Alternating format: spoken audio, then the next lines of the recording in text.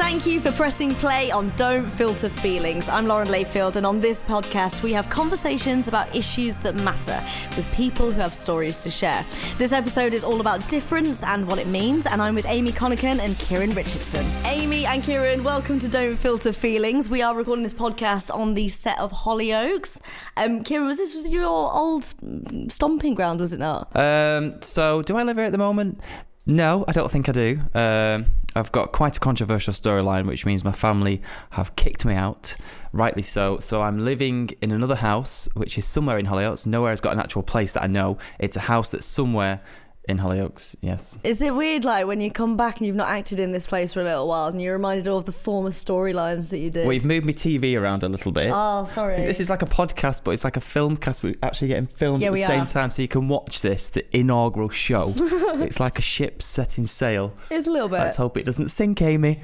Let's hope not. Amy, did your all character live in this flat? Yeah, I lived here. This was my first home in Hollyoaks. Was it? And it is weird being back here because I did all of my nervous scenes when I first started and I didn't know what I was doing. Oh, that's your so nervous cute. scenes. All my nervous scenes. Like when you try. As in, the character wasn't nervous, I just was nervous. Oh, right. Oh, do you feel a little bit nervous now just being back? No. She's got rid of it. She was nervous because she was flat sharing with Steve. That was it. I didn't think I could match the legend. The legend. Yeah, that's fair enough. The first question that we ask guests on this podcast is, how are you feeling today, Amy? I feel slightly itchy because I just got a haircut before I came here. Oh, has it gone down your jumper? I feel like I've got like little tiny hairs all over me. On the plus side, hair looks great. Oh, thanks. It looks really luscious. Yeah, thought I'd get it done for the podcast. Especially for the podcast. Oh, Amy, thanks. Kieran, I'm how are you feeling? less itchy. Not having a haircut. Good. Got great hair though. I've got a very solid haircut. Thank you very much. How do I feel today? You know what, to be fair, if I was being completely honest, Please. I would say I've just come out of a little bit of a haze and I'm actually feeling good right now, but I didn't this morning. Oh, really? Was it one of those difficult mornings, was it? Just having a bad couple of days, just when things aren't really going right and then running out of time doing things and then wanting to be at home with family and but now I feel good. I feel like I always think that those bad things, I do think they often come in threes, those things, and you can have like 3 bad days of rubbish and then the light starts to come over the horizon. I have to book holidays like as checkpoints to get to, especially if you work really hard and you think, what are you doing it for? Yeah, you're doing it to live in a nice house or drive a nice car or just put food on the table. But also I like to book a holiday to be like, if I just work really hard for these 6 weeks, then I can have a little weekend break and then I'll do that and then book something else. I always have to have a checkpoint to look forward to. What have you got booked in at the minute? So what's my checkpoint? My next one is a holiday to Portugal. Amy, any checkpoints on the horizon for you? I have no checkpoints. I feel like I just did one that last weekend at the Edinburgh Festival. Oh, nice. Was it good? Yeah, it was fab. So Seen good I think acts? I'm back, ready to work again. Yeah, nice. I saw lots of good acts. So much talent out there. Oh, I've never been, and I keep meaning to go, and I am going to go next year. Hold me to account. Oh, you have to make it happen. Everyone says it's incredible. Right, we are here to talk about growing up differently. So, Amy, we'll start with you. You are a wheelchair user. Yeah. What was it like growing up when you were, especially when you were younger? I feel like when I was younger, it was easier than now. Interesting. Not that I don't think it's hard now, but I do think that children, in a sense, kind of just accept what they're given. If you give them an answer to their question, i.e., why does that lady not have any legs? And you tell them, they're like, oh, cool. And then they get over it. Sure. I think the kind of feeling of difference comes from adults who are kind of worn down by the world. And I suppose it depends on what they teach their children and what environment the children have been in for their short lives. So I think growing up, it really wasn't, I didn't feel all that different. And I also have a twin sister. So I think I just kind of did everything she did. And my parents never treated us any different. So, and are you alright to tell us why it is that you use a wheelchair? Yeah, I've got a spinal condition that I was born with. So yeah, basically can't use my legs, but everything else works fine. And you said, was it twin sister? You said I've got a twin sister. Yeah. So does your twin sister have the same disability at all? No, she's completely average. This is always the difficult thing, isn't it? Like, we really want to be mindful about kind of what terminology like we use surrounding disabilities. How do you refer to your condition? And I would say I'm a wheelchair user. A wheelchair user, yeah. That's interesting. And I would call you able-bodied. And you call exactly. So your twin you would consider able-bodied. Able-bodied, yeah. But I know a lot of people with disabilities don't like the term able-bodied. Yeah, so this is I think really interesting territory, because, like you said, there's many different things that people enjoy being called or don't enjoy being called or whatever it is. So I always think it's really interesting to say, like, how would you like to be spoken about, since we're talking about you today, you know? So that's interesting you said about growing up with your sister and not letting it kind of hold you back. What was that kind of childhood like for you? It was fun. I mean, I've had a very nice life. I don't come from a place where I really had to fight the system to kind of make my life what it is. Mm-hmm. It's obviously it comes with its hard points. So I suppose everybody has that. But yeah, I think we had a really nice childhood. I had lots of friends that just accepted what I was and what I am. And I think if the people who I grew up with now go on to kind of feed that into the people that they hang around with, or if they have children, that they kind of feed that onto them. And I think if you're surrounded by that from an early age, you take it into adulthood. And it's really interesting because so many people have such different experiences of it, and it's really like refreshing, like that you had like a good experience with it. I would never go, if I could go back now and change it, I would just be as I am. And what about your sister? Was she ever kind of like mindful of the fact that you were in a wheelchair? Like, did she ever kind of like want to look after you or like wrap you up in cotton wool or anything like that? Not so much, but she definitely does look. She always has looked after me, and she kind of naturally does it now. Like, for example, when we were in Edinburgh, she just spent the whole day that we were there together pushing me up hills, because Edinburgh is a massive hill. And she just does it, and it doesn't bother her, and I think that's really cute. And also good, she'll get strong biceps then. Yeah, she was like, I can really feel it in my bum. Do you know, it's good. Basically giving her free gym membership. That's why I think. Do you know what I mean? And obviously now you're on Hollyoaks, and it's just really refreshing. You're not playing a disabled character. Do you know what I mean? She is just a character, isn't she? How did the role come around for you? I think the thing that I was really conscious of coming into a show like Hollyoaks is I didn't want to tell any more stories about how hard it is being disabled and how much of a shame it is if you are disabled. And the response I got from that was that everyone felt the same way. Why was it important for you to portray a different side to it? Because I don't think it's representative of the world as it is. And it's certainly not my experience. So I feel like I would struggle to tell that story because I haven't experienced that. And obviously we all play parts that we've never, and tell stories that we've never experienced. I mean, I'm sure you've never been a racist or a murderer or whatever you've done. And let's hope not. So it's not in that sense, but in the world that I live in, having a disability is not a bad thing. And also I don't think that it's good to continue on trying to tell that story, and I just kind of think it feeds ableism a little bit when we always tell stories of how hard it is to be. And that's literally, like, you're right, it's all you see. You know, if you ever see a character that has got disability, it's always like there's a sadness around it, or they can't, or they, you know, they're unable to do something, and it's just, we've seen it, we get it, like, let's move on. I think in its simplest form, people are just bored of hearing that story. I just want to tell it. I want to tell other stories. What was it like for you breaking into the world of TV and acting? Is it something you always wanted to do?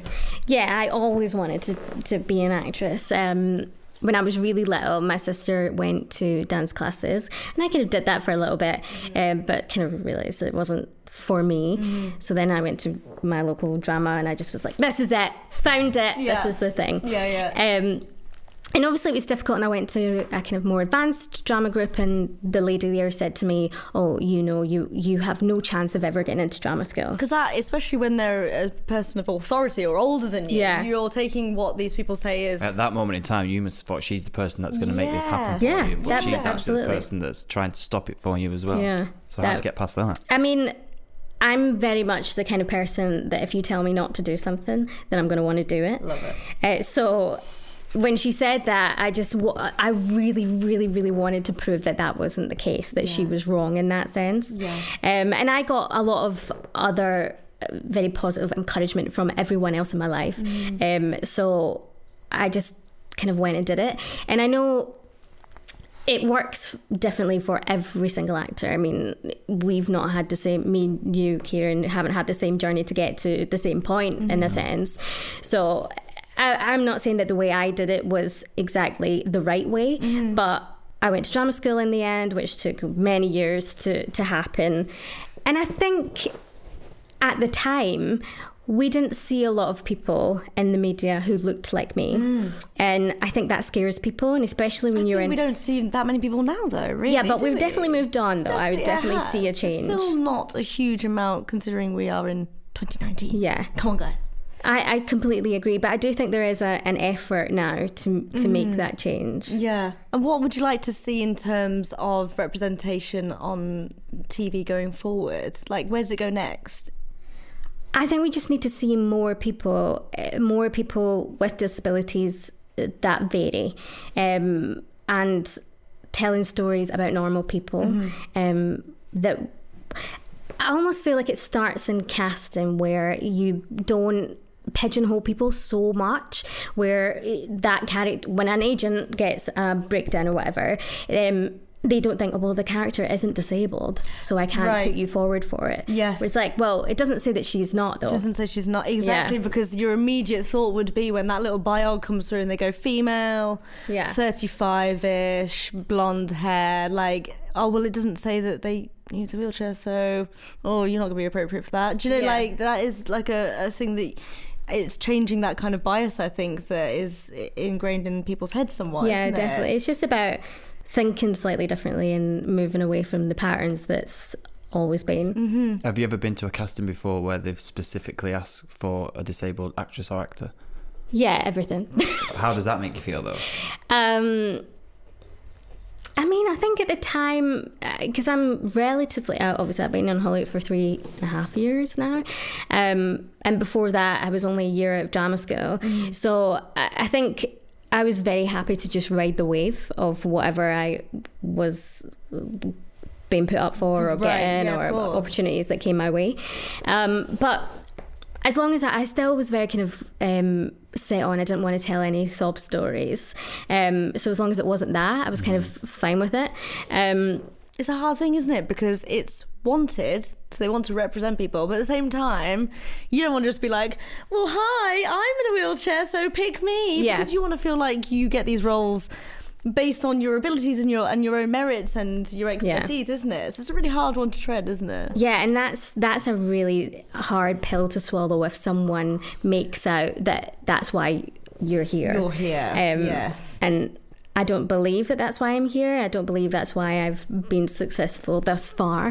But I can see why people would think that initially. And in a similar vein, what's your viewpoint? There's a lot of talk about it at the minute about able-bodied actors playing roles of characters with a disability. How do you feel about that? I just don't think it's acceptable now. I don't think that we can continue on like that. I think. Did you ever see The Theory of Everything? Yes. Yeah. Yes, with Eddie Redmayne. Yeah. Unbelievable performance. What an actor. Yeah. He deserved. I think he won an Oscar. You did win the Oscar? I think he did. Yeah.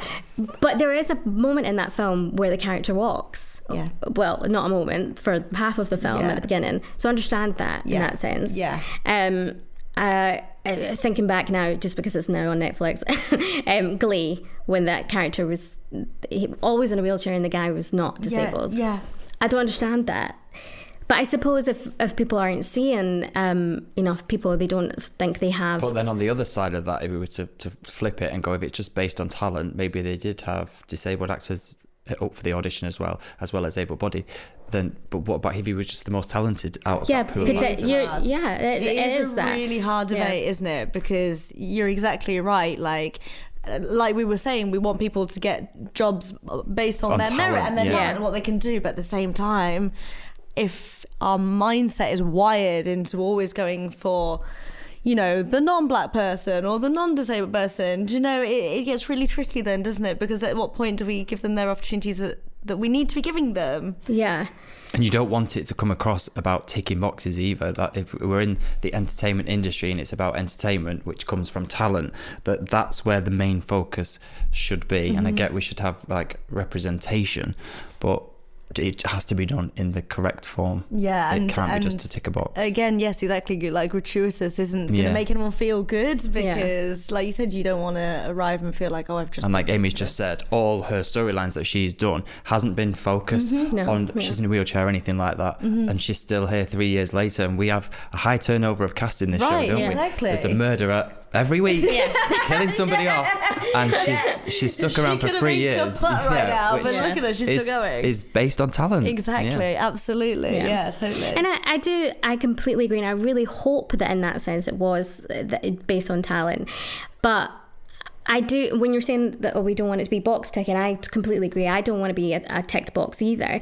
But if we're on the path of moving forward to where we want to be, it is still a process. So we have to make changes along the way, and then hopefully it will get to that point where we just see we don't think anyone. about it. Kieran, moving on to your character.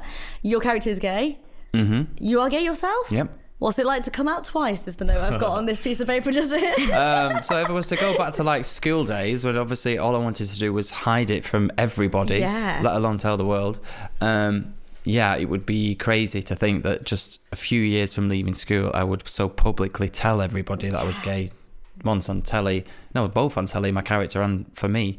So how did the process happen? Basically, I'll tell you the little story of how it happened. Give me the tea. So I got the part in Hollyoaks, and I just found the gay village in Manchester. So I was playing a straight character in the show that was super straight. Steve was this scally at the time. It was another horrendous storyline. He was with a girl called Amy, yes. And it was a teenage domestic abuse storyline. And I would go out on the streets in the gay village, and people would be like, "Oh my God, you're gay!" And I'd be like, I don't know. I don't know. So I'd be terrified to tell anybody, and also thinking, but then I'm supposed to play this really straight character, so I'm supposed to hide that I'm gay. I haven't told my parents yet. What correct me if I'm wrong, but when your character first came onto Hollyoaks, you were kind of like this like manly stud kind of character. Like you were making the magazines for being like a bit of a looker, and not you know, really. And of course now you're not that. Listen, I was about 6 like stone, eye candy for massive the girls. eyebrows, big ears. No, so I was going around on the streets trying to hide it as well, and thinking more people are asking me what do I do, and then I ended up doing Dancing on Ice. Yes, and I couldn't hide who I was anymore. I guess. Why? Hang on, wait. What do you mean Dancing on Ice meant you couldn't hide who you was? Well, I just guess I was showing everybody my actual real personality, and not this horrendous guy at the time, Steve, who was beating up his girlfriend. I was showing people who I was, and then Twitter just came out, so then great. you were seeing a little bit of things online from it. Not anything negative, so what, just going, I wonder whether he's gay. Yeah, right. Obviously, my family still didn't know at this point, and then a newspaper at the time rang Hollyoaks and said, "We know that Kieran's gay, and we've got 3 gay kiss and tell stories." I can't bear the dirty world of tabloid newspapers. Yes. Is this actually what happened? But this conversation happened while my mother was with us at the time. So she was like, "What? 3 gay what?"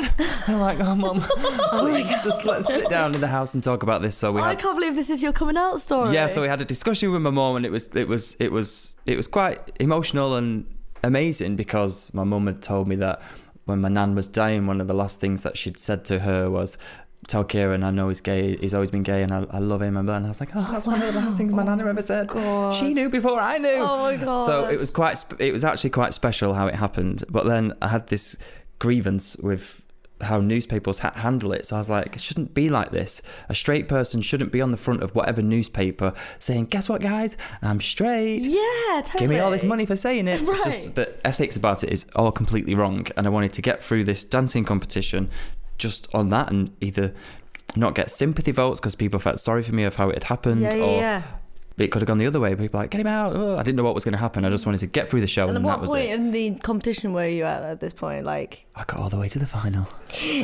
Little old me. Yeah, baby. So anyway, I'd done that, finished Dancing on Ice, still didn't tell anybody apart from my family, and it was all fine. And then there was a new producer at Hollyoaks at the time. He'd come in. Obviously, new producers want to come in and change things up. So he must, I don't know if he watched Dancing on Ice, but he was like, we're going to make Steve gay. And I was like, what?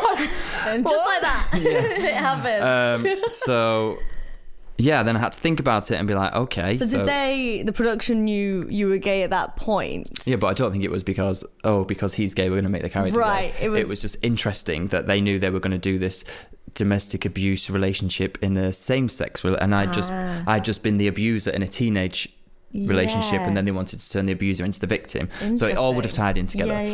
So brilliant storyline. Went away and thought about it and was like, okay, let's do this. And obviously every single interview that I would have done from that point would have been, can you relate to Steve? Oh, tell us about your sexuality. How fed up did you get with that? Well, yeah, I don't want to lie, so I was like, well, I have to tell people now. And did you feel a responsibility to be sort of this like gay spokesperson all of a sudden? Well, the interesting part of it was, before the decision was made of how it was going to happen, a few people in the industry had said to me, the minute you do that, you will never work again, and that's going to be it. It's going to be the worst thing you could ever do. Where do they get this It was just, and it wasn't so long ago. It was 2010. Yeah, I think it was 2010. 9 years. Yeah, and it was so different just back then. There wasn't many gay kisses on television. No. I think in Hollyoaks we'd only had John Paul and Craig do a little peck even at that point. It wasn't like what you see nowadays, so it's changed a lot. Tea time snogging, as the Channel 4 advert goes. That I feature in. I know, you're the first shot on it. So where are we up to? So we get to coming out in the show, and obviously going to have interviews, so I was like, I'm not going to do it with the newspapers because I'd been upset by them of how it was handled. So I was like, I know, I'm going to be the first person to ever come out on television because no one's done that before, and I like to always be a little bit different anyway. Love it. So then we got in contact with This Morning and said we were going to do an interview and this is what we were going to say. So we did it with Holly and Phil, and I was the first person to ever come out on telly. So from that little boy in school that was so petrified, and to the boy in Dancing on Ice that wanted to hide it, to then just so publicly do it. Literally put it on the biggest. I was like, I'm going to own it instead. Show. Yeah, and this whole show that we're doing today about Don't Filter Feelings and Celebrate Different, I've always pushed against the word different because I feel like, especially in this LGBT world, it's all about equality and we're supposed to be equal and not supposed to be different. Mm-hmm. So I'm like, am I different because of who I go to bed with? Mm-hmm. Am I different because do I look gay? Is it by look, or is it by feel? What makes me different? That's the bit that that's literally my next question. Who has decided what's normal and what is different? Exactly, because if we go back to Amy at the beginning of the conversation, you were asked about your twin sister, and then you went, and she is and you were going to say normal, and then you changed it to average. But why is your sister not different? Why are you saying that you're different? That's a good point. It's a really hard different question, to me. isn't it? Why do we think that we're the different ones? Is it because of representation in the media? Because I don't know, it's hard to know, isn't it? Like a pre-television, radio, entertainment world. I think it is, and would they have gone, you're different, or would they just said, oh, he's the one who, whatever it is? It's what we see on television and what we see online and social media and all the boring things. Basically, Instagram is like, this is what you should look like. This is the food that you should eat. This is where you should shop. When you watch televisions, it's like, this is how you should act. This is how you shouldn't act. I suppose the great thing about, I'm not trying to be like, Hollyoaks. No, you should. But the great thing about this show is, and I know we're doing the campaign to Celebrate Different, but I feel like our different is, even though we're the two people that are sat in this chair today talking about being different, our stories, we aren't different. My sexuality as a character is the least important thing about him, really. Yeah. If you think about all the stories that he's done, his sexuality is probably the least important thing about him. Or the 10th most interesting thing. You, as Amy's saying about what she's gone through in the storylines that you've done, the fact that you're in a wheelchair again is the least important thing. That's definitely. I'm going back to what your nan said about she knew you were gay before probably you even did. Go on, Beryl. Go on, Bessa. How early did you know you were gay? We were saying, obviously Amy was saying like her childhood it was just normal childhood really. Did you feel differently in childhood? Was it at all difficult for you? Yeah, no, I felt it was a normal childhood, and you question little things. I'd watch programs and be like, I think I feel something for that. He's fit, man. So I suppose I would question it then, but obviously I didn't act on anything. Yeah. And then I really didn't. I just was like, no, surely not me. There was nobody else in my school that was gay. There was nobody in my family. There was nobody in my local area that I could relate to. It especially wasn't on television. There was one program called Queer as Folk, which was on Channel 4. Maybe this is going to be my life in the future. I didn't think in a million years that it actually would be, because what it was like back then. Yeah. But it's so different now. It's interesting, the word different. I feel like it's provoking sort of different reactions. I push against it because I feel like it's a negative thing. I don't like being classed as different, and I think... Is that because of your experiences growing up, do you think? Why is it? I think that so. Maybe if you? we go back to the classroom, and if you were to put me in my... What class was it? IT, there we go.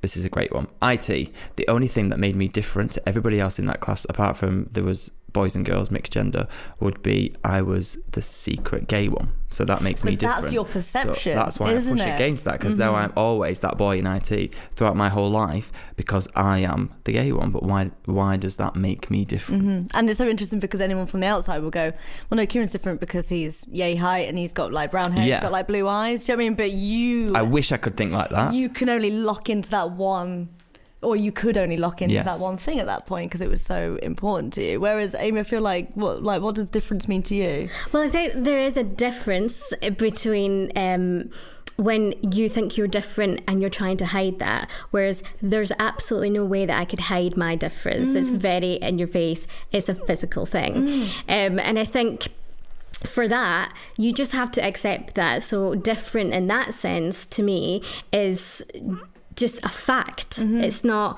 a good or a bad thing. It's not there's no emotional attachment to that. And when I was at drama, when I was really young, I remember the same lady actually said I would never go to drama school, said to me, Amy, you're unique, you're different, and different is creative. And at that time, when I was trying to be an actor, I was like, yes, I am different and I am creative. So I think sometimes if someone refers to me as different, I think that's probably a good thing. Interesting as well, like in the world of acting, you want to stand out. You want to be the person that everyone sees, you know, whereas in a classroom full of awful hormonal 14-year-old teenagers, you don't want to be seen, you want to hide, isn't it? That's really interesting. Yeah. Kieran, can you see that point of view? Yes. But I would like to change. I want to make my own different. I don't want that boy in the class to decide what my different is. So I would say my different is I want chocolate all the time. My different is I've got an addiction to chocolate and I love it, and I am a legend. There you go. I love that. That's and I want difference. That. I agree with that too. I want that too. I want. Yeah, we want. So we're not different. Then we're all the same. You have all the chocolate you want, Bob. Okay, thank you. Great. Amy, do we live in a world of labels and assumptions? I think so, yeah. I think we're always wanting to put a label on everything, whether you're gay, straight, disabled, black, white, whatever. Is there any benefit to putting labels on people, do you think? I think in kind of its simplest form, maybe people find are it owning more... their labels now, aren't they? People like basically. That. Yeah. They like to be able to say what they are, point blank. This is what I am. And I think for other people as well who are taking that information in, it kind of lets their mind kind of process it a bit easier. I also think we live in a world of like social media bios. You're expected That's what I was saying. now. That's why people are owning it they hashtag they do. everything, and they hashtag who they are. Who they are. You've as got to the be a hashtags, personal brand now. Even if you like work in a supermarket, you're expected to have this bio that says your name, age, and who you are and what you believe in. And I think it's probably created this sense of having to label everything up a little bit. It's almost like if you don't take on your label, whatever that may be, people see it as a negative, like, oh well, you don't accept who you are. You're not living your truth. Whereas that's not necessarily true, but that's what people say. How do you feel about labeling sexuality? I think that's the weirdest one for me. I think who cares? Doesn't bother me. People are too wrapped up in it. Maybe it's now LGBTQ plus. It's like everybody. It's about inclusion and equality, and I get that, but it's being maybe too forced. I don't know. What you can say, what you can't say. Queer used to be offensive, but then they've put the Q on the LGBTQ. Because when I did my documentary, it was called Raised by Queers at first, and people were kicking off about it, going, "That's offensive." But I'm like, well, we had a program called Queer as Folk. Queer as Folk, and Queer it was Eye for the okay Straight back Guy. then. Queer Eye for the Straight Eye, they're accusing that. So I'm like, I don't know what we can say or what we can't say in terms of as a label as well, and I always end up getting it wrong. Yeah. It is hard. Just finally, before you go, one bit of advice for anyone who's listening to this and feeling like they are growing up outside of what we consider is the norm. Amy. You're not the only one. There's many others out there like you who you just have never met, and you have to believe that. And wait to find your peoples. Yeah, it helps. Kieran? There is no norm. There is no average. Okay, there is a difference, and I've accepted that from today's podcast. He's learned things, hasn't he? But the difference doesn't have to be negative, or what you see as your negative, somebody else will see that as that makes you amazing. So if you want to own the word different, I would say make it about the best attributes of yourself. Mine being, I'm an absolute legend. Thanks for having us. Thank you for coming on. It's been a pleasure. And if you want more Don't Filter Feelings, then you can search for the hashtag or check out Hollyoaks on your social feeds. And if you've heard anything that you would like some help and support with on this podcast, you can head over to channel4.com/support. I really hope you've enjoyed this podcast, and it would be brilliant if you could leave us a rating and review the episode wherever it is that you listen, because more ratings and reviews means more and more people will hear about this podcast. So please do take a second to spread the word for us. And in the next episode of Don't Filter Feelings, we will be talking about autism.